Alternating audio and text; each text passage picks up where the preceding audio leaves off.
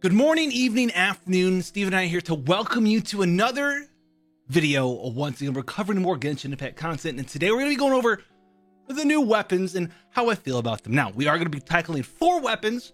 As far as I know, they're all gacha weapons. May change. Probably not going to change though, okay?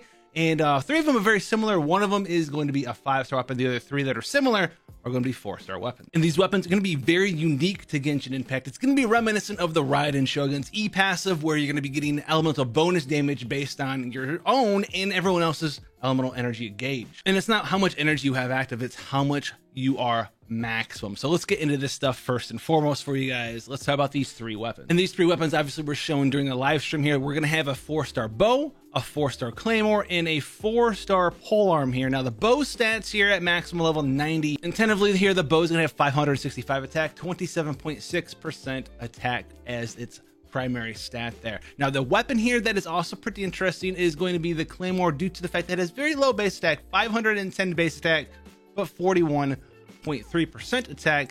And then the crazy one here is this polearm here, 4-star polearm, 620 attack, but only 13.8% attack increase. So very, very interesting stat spread there. None of these really jump out at me as something insane.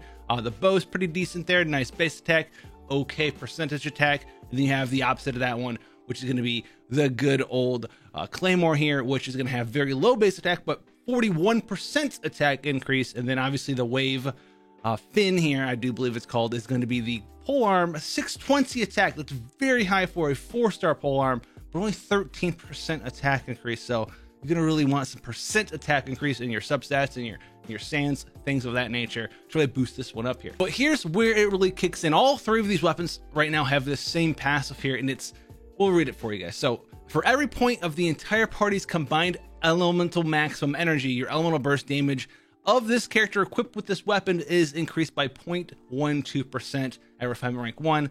A maximum of 40% elemental damage bonus can be achieved this way.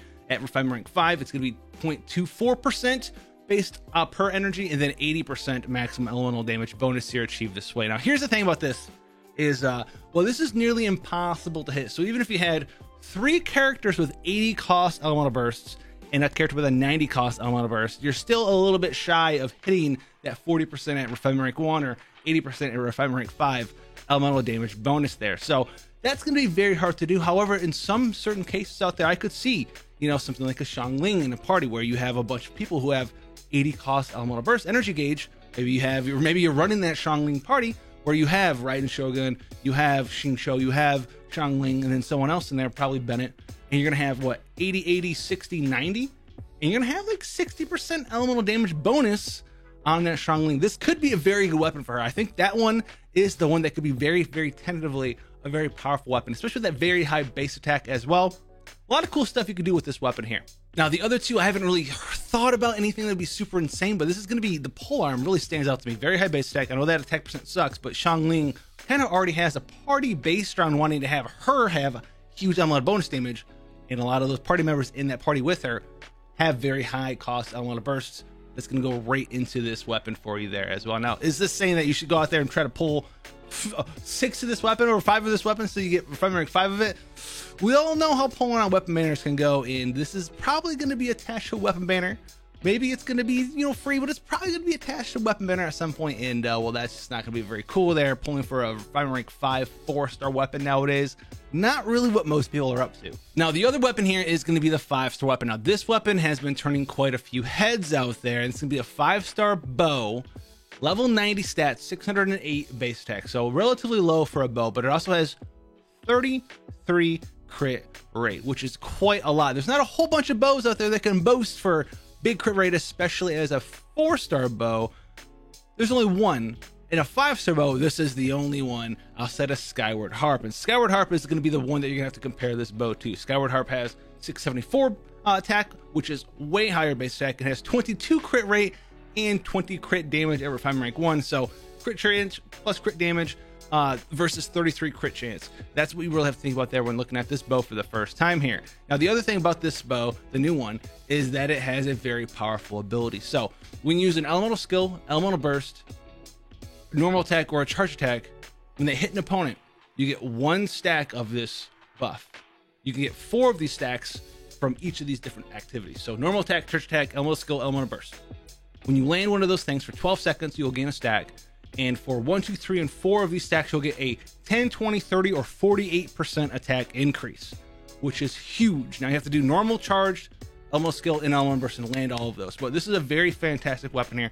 It's really not that hard to do normal charged, right? Even if you're like someone like Gani, just throw normal attack out and then start doing your charge attack stuff, right?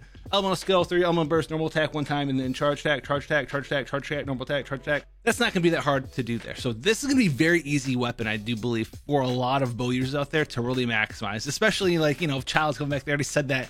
I see this come back with Child, right? Because Child in his melee stance form with this E-up, you can do normal attack, you can do charge attack. You already do your elemental skill that does damage and you activate it, and then your elemental burst is in there as well. So this weapon's made very, very, very, very so much for Child, obviously, but it's not hard for many other bow characters that are DPS characters to utilize this as well. So this is going to be a bow for pretty much anybody. This is going to be very strong. Now at refinement rank 5, so you're going in there full on, it also is going to give you double that. So instead of 10, 20, 30, 48, it's going to be 20, 40, 60, 96% attack increase, which is a huge amount. 96% attack increase is a little bit less than what a base attack would be for like a decent weapon, right? Like the Wolf's Gravestone or something like of that nature that gives like 49% a substat.